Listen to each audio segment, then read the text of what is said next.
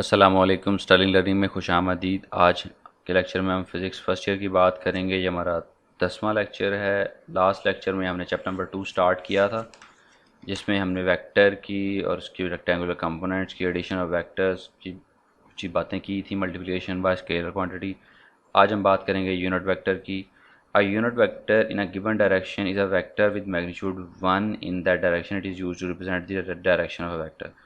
Unit vector उसी तरह से है जैसे 1 किलो की कीमत बता देते हैं कि 1 किलो की कीमत इतनी, आप जितने किलो बनाने लिए हैं। यूनिट वेक्टर की वैल्यू 1 होती है और उस वो सिर्फ बताता है डायरेक्शन ऑफ द वेक्टर, बताता है कि आपका वेक्टर जो है वो किस डायरेक्शन में है, और उसको हम लिखते हैं। अगर हम कैपिटल ए लिखें यूनिट वेक्टर के लिए तो उसके ऊपर ये छोटे से कैप की एक निशान हो जाता है। ये यूनिट वेक्टर की सिंबल है, ये हम इस्तेमाल करते हैं। तो ये क्या करता है, ये सिर्फ रिप्रेजेंट, ये लाइन नहीं लगाते इसके ऊपर, ये सिर्फ लगाते हैं, ये रिप्रेजेंट करता है डायरेक्शन को।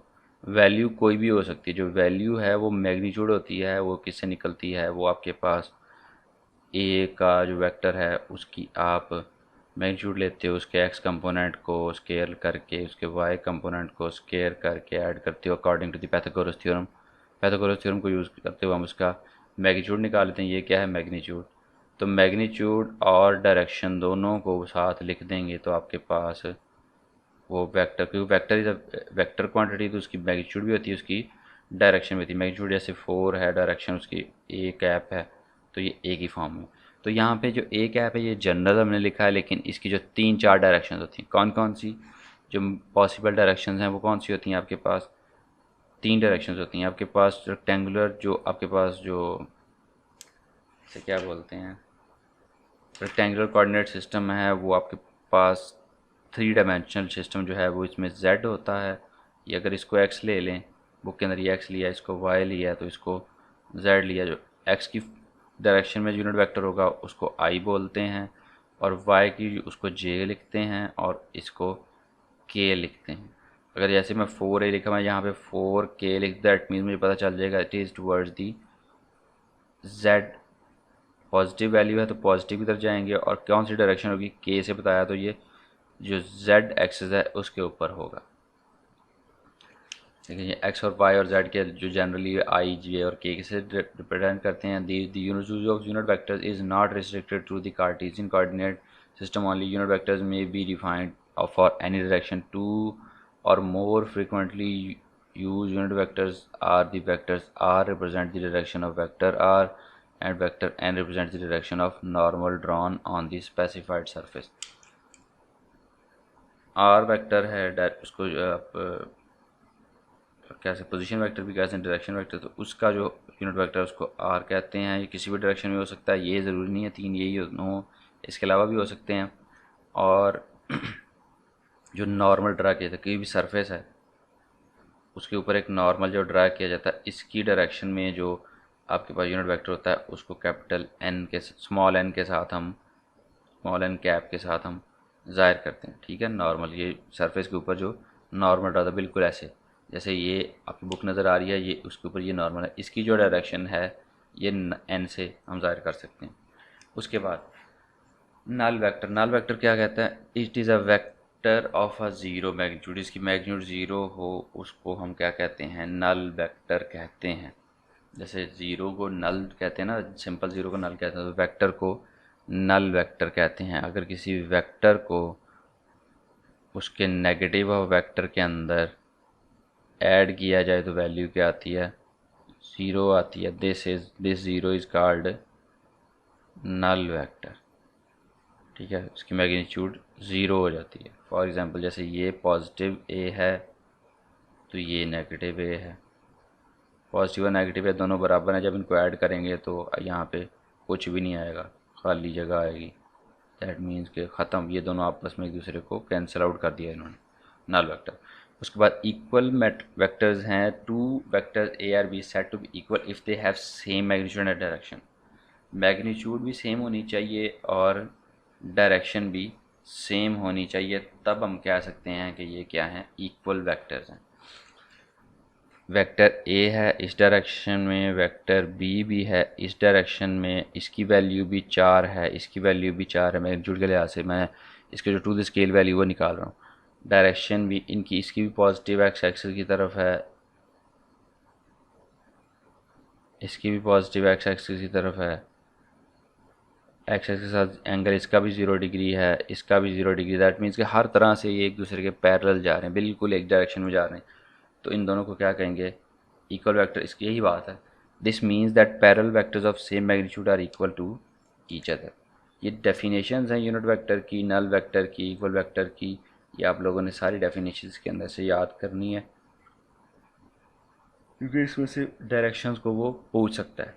रेक्टेंगुलर कंपोनेंट्स, अब कोई भी वेक्टर है उसकी रेक्टेंगुलर कंपोनेंट्स हम कैलकुलेट करेंगे कैसे, ये हमने पहले भी किया हुआ है मेरे ख्याल से 9th के अंदर या सेकंड 10th के अंदर हमने ये चीज़ पढ़ी थी। वेक्टर्स के बारे में 9th के अंदर शायद पढ़ी थी, वेक्टर्स के बारे में चीज़ पढ़ी हुई है। क्या चीज़ है कि जब भी कोई वेक्टर होता है आपके पास, वेक्टर v लगा लें, ये किस में है, एक्स वाई कोऑर्डिनेट सिस्टम में है,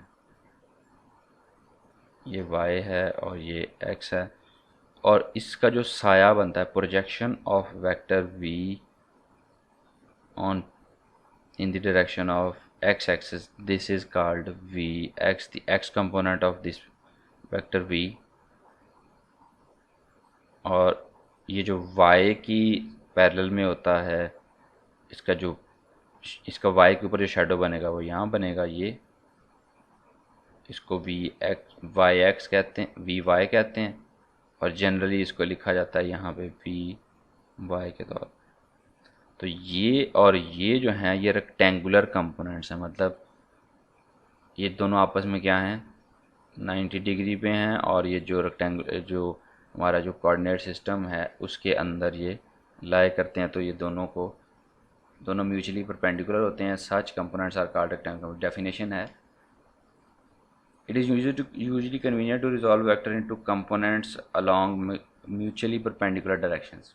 वी एक्स और वी वाई दोनों में क्या है, 90 डिग्री है, म्यूचुअली परपेंडिकुलर है। इन डायरेक्शन में इनको रिजॉल्व करना मतलब तोड़ देना, इसको कहते हैं रेक्टेंगुलर कंपोनेंट्स। और इसकी वैल्यूज़ कैसे कैलकुलेट होती हैं, यहाँ पे एक एंगल थीटा बना रहा है ना आपका जो वेक्टर वी है, तो इसका अगर मैंने ए एक्स निकालना है, ए एक्स की मैग्नीट्यूड की वैल्यू निकालनी है, तो मैं करूँगा ए की मैग्नीट्यूड इंटू कॉस थीटा, और वी ए वाई निकालना है।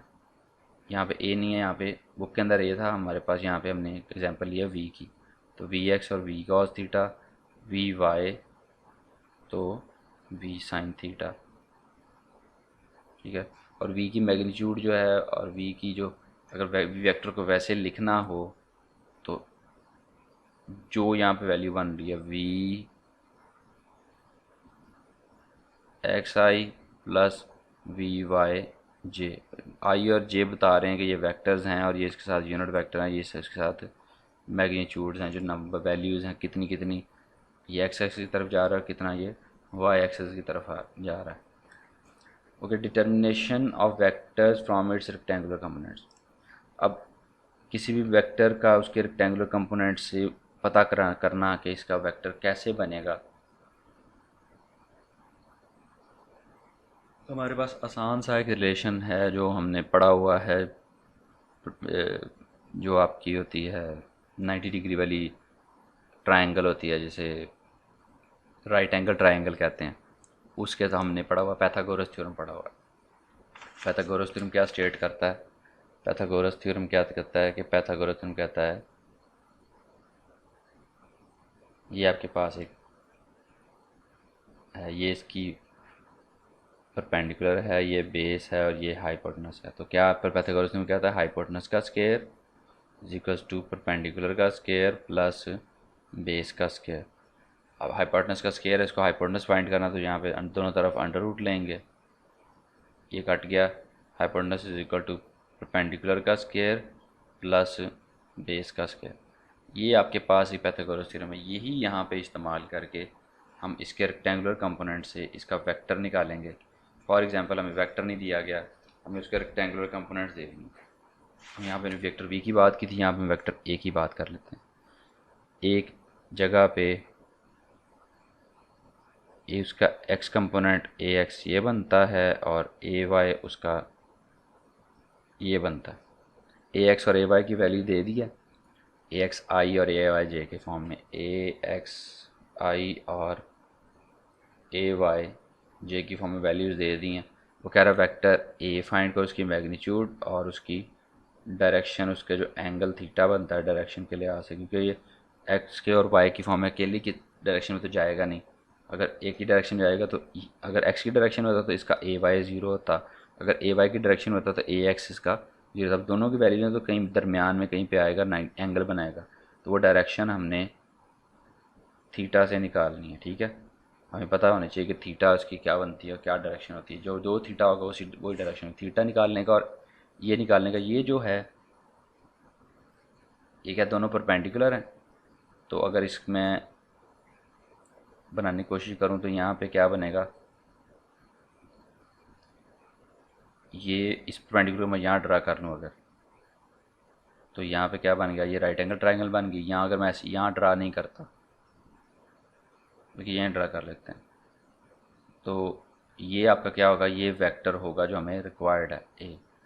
तो इसके वैल्यू इसी से, ये क्योंकि ये हाइपोटेनस में चला जाता है तो ये इस फॉर्मूले इस तरफ आएगा, और ए एक्स का स्क्वायर और ए वाई का स्क्वायर, क्योंकि एक बेस है एक परपेंडिकुलर है, उनका स्क्वायर लेके अंडर रूट लेके ये आपके पास मैग्नीट्यूड की वैल्यू निकल आएगी। उसके बाद आगे जो है कहता है जी हमने एंगल भी बताना है। अब एंगल की फॉर्म में अगर मैं लिखूं जो हमने अभी लिखा था, ए एक्स किसके बराबर होता है, ए कॉस थीटा के, और ए वाई किसके बराबर होता है, ए साइन थीटा के। अगर मैं करूं A Y over A X तो ये क्या बनेगा, इसके बराबर में A over cos sine theta, A sine theta over A cos theta. A के साथ कैंसिल हो गया, A Y over A X equals to tan theta, sine theta और cos theta is equals to tan theta. ये आप लोगों को पता है, ये नाइन्थ के फर्स्ट ईयर के अंदर आप लोगों को मैथ के अंदर दोबारा से ये सारी चीज़ें पढ़ाई जा रही हैं। हमने नाइन्थ और टेंथ के अंदर भी पढ़ी है, बेसिक है। तो थीटा निकालना है तो क्या होगा, टेन इनवर्स ए वाई ओवर एक्स। जो इसका आंसर आएगा उसका इन्वर्स ले लेंगे तो आपके पास यहाँ पे जो एंगल थीटा है वो पता चल जाएगा, डायरेक्शन पता चल जाएगी इसके वेक्टर की। अच्छा जी, उसके बाद आगे है हमारे पास पोजीशन वेक्टर। पोजीशन वेक्टर वही रेक्टेंगुलर कंपोनेंट जैसे हम पाइथागोरस थ्योरम से करते हैं उसी तरह से हम करते हैं। अगर ये तो दो वैल्यूज़ वाला है, अगर तीन भी आ जाएं, इसके अंदर जेड कंपोनेंट भी आ जाए, तो तीनों कंपोनेंट्स को स्केयर लेके ऐड कर देना, तो उससे आपको उसकी पोजीशन वेक्टर मिल जाएगा। Position vector R is a vector that describes the location of a point with respect to the origin. इसकी डेफिनेशन आप लोगों ने याद कर लेनी है। The position vector R is a vector that describes the location of a point with respect to the origin. इस origin के लिहाज से डायरेक्शन है, इसका स्ट्रेट लाइन जो शॉर्टेस्ट पाथ बनता है वो कितना है, और उसको कहते हैं पोजीशन वेक्टर। तो it is represented by a straight line drawn in such a way that its tail coincides with the region. यहाँ पे टेल होगी और हेड उसका कहाँ पे होगा, उस पॉइंट पे होगा जिस पॉइंट के बारे में आप बता रहे हो, कुछ इस पॉइंट का आप पोजीशन वेक्टर ड्रा कर रहे हो।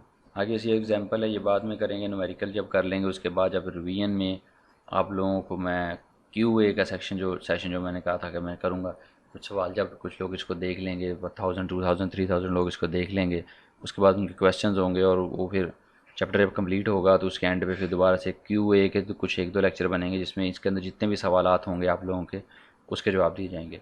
Vector addition by rectangular components, ये एक लॉन्ग टॉपिक है, इतना भी लंबा नहीं है, लेकिन इसको मैं चाह रहा हूँ कि इसको मैं अलहदा करूँ और बाकी जो पिछला काम है इसको मैं अलहदा रखूँ, मतलब ये यहाँ तक लेक्चर दे के उसके बाद इसका एक कंप्लीट अलहदा से लेक्चर हो। तो आज हम लेक्चर यहीं पे ख़त्म करते हैं। पोजीशन वेक्टर पेज नंबर 27 पे, ये हमारा लेक्चर नंबर 10 था। ये लेक्चर नंबर 10 था। ये जितनी भी हमारे इसमें हमारे पास जितनी भी आपके पास बेसिक कॉन्सेप्ट्स ऑफ वेक्टर्स हैं ये कंप्लीट हो गए हैं, और इसी के साथ लेक्चर ख़त्म हुआ इस दुआ के साथ कि अल्लाह आपको अपने ज़मान में रखे, दुआओं में याद रखिएगा। अल्लाह हाफिज़ और अल्लाह आपका निगहबान।